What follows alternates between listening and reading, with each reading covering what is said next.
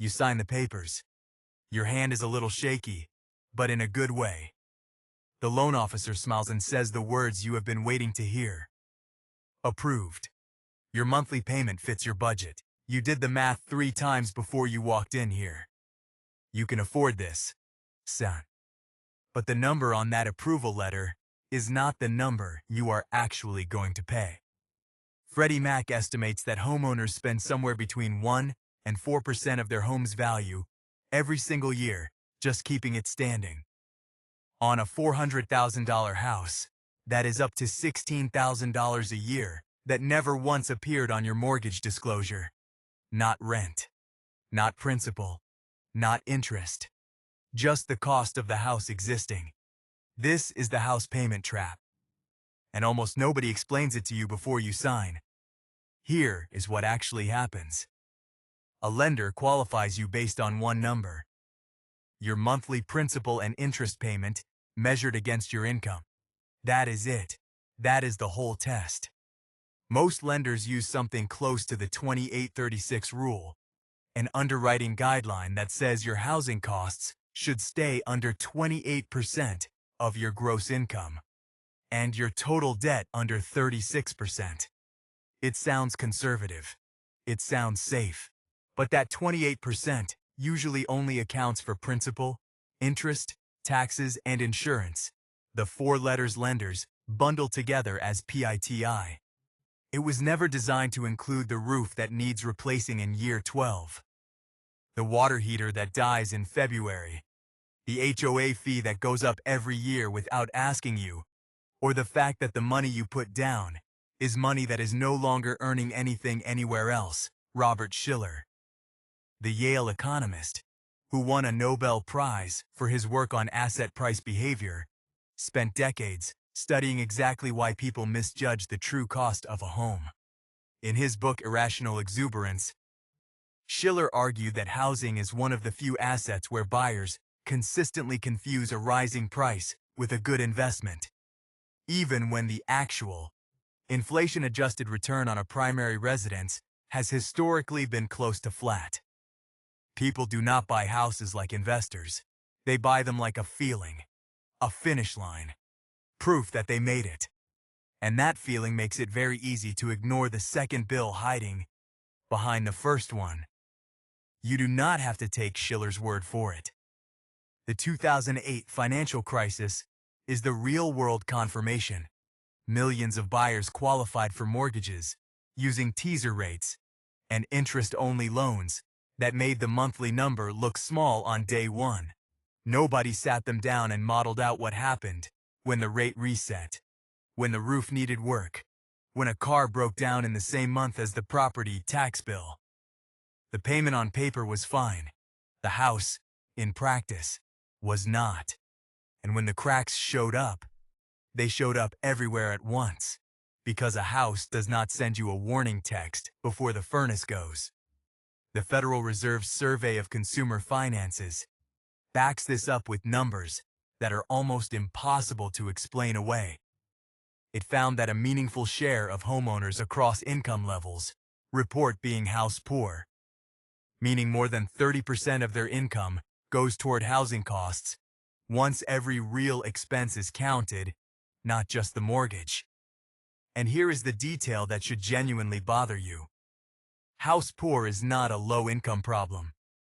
It shows up at every income level, because the trap is not about how much you earn. It is about how the payment was calculated in the first place.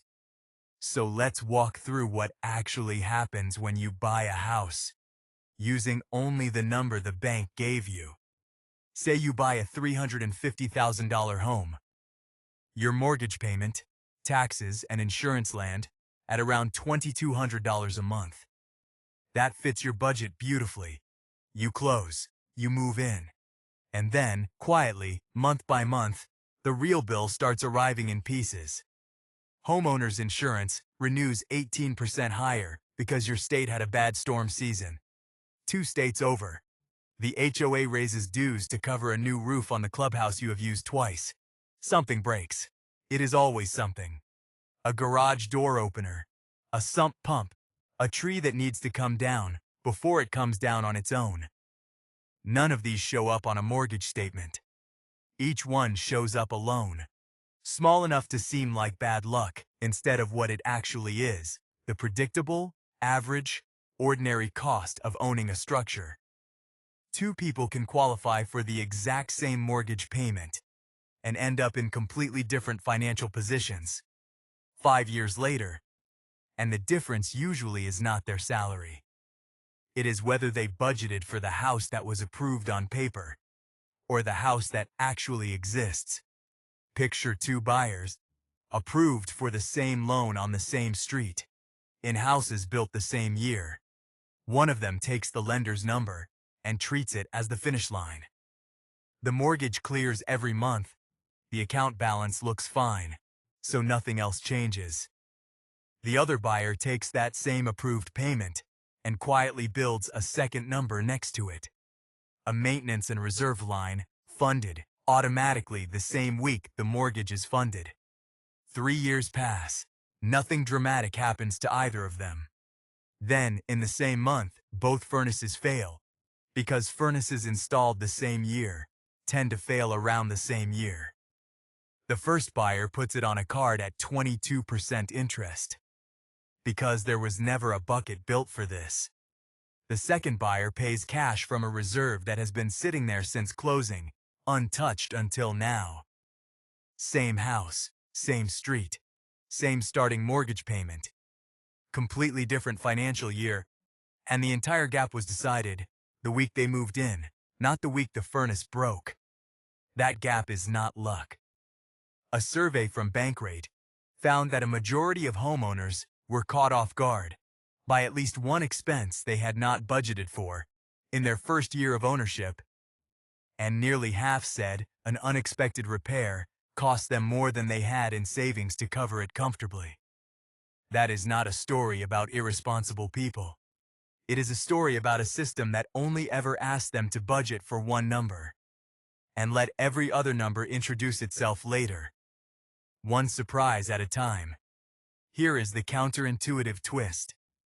The house payment trap is not really about affordability. It is about how home ownership quietly rewires your relationship with every other financial habit you had before you bought. Richard Thaler, the behavioral economist who pioneered the study of mental accounting, showed that people treat money differently depending on which mental bucket they put it in. A house purchase creates an enormous new bucket labeled home. And once that bucket exists, people unconsciously start feeding it. The investing account gets paused for a kitchen upgrade. The emergency fund gets raided for a fence. The retirement contribution gets trimmed to cover a special assessment. None of these individual decisions feels reckless. Each one feels reasonable, even responsible, because it is going toward the house. And the house is the safe thing, the grown-up thing, the thing you were told to buy. But a house that consumes every dollar of financial slack you have is not stability. It is fragility wearing a nicer outfit.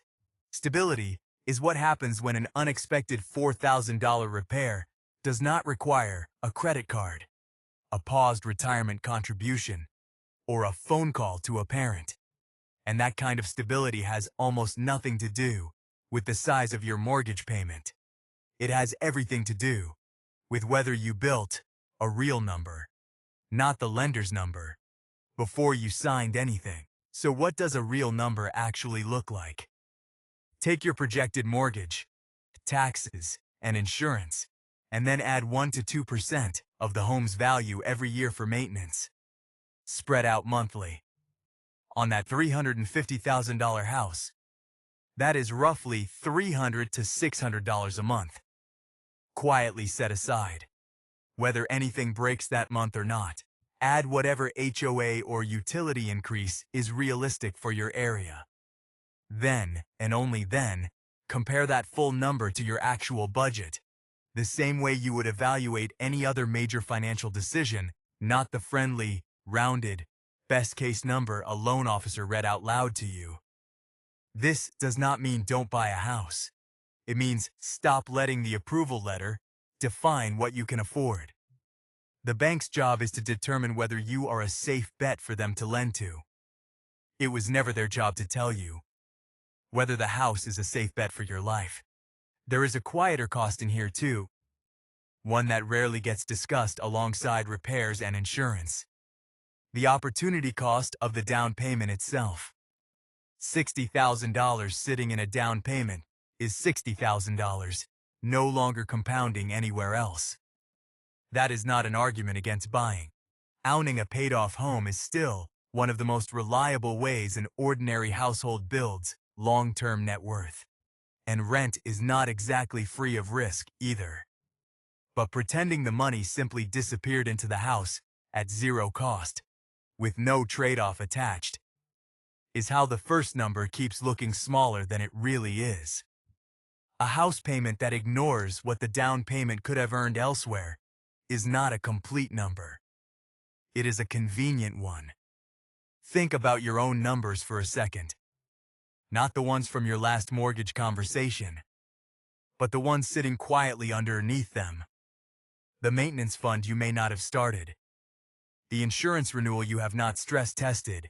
The down payment that stopped being invested the day it became a down payment instead. None of that shows up on a pre-approval letter.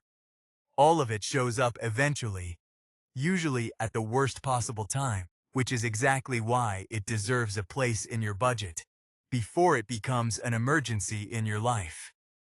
This is also why the same mortgage payment can feel completely different from one household to the next. It was never really about the size of the loan. It was about whether the rest of the picture got built before move-in day, or got discovered, expense by expense, after it. You sign the papers again, this time for a different house, or maybe the same one, reviewed with clearer eyes. Your hand is steady now, not because the number got smaller, but because this time, it is the real one.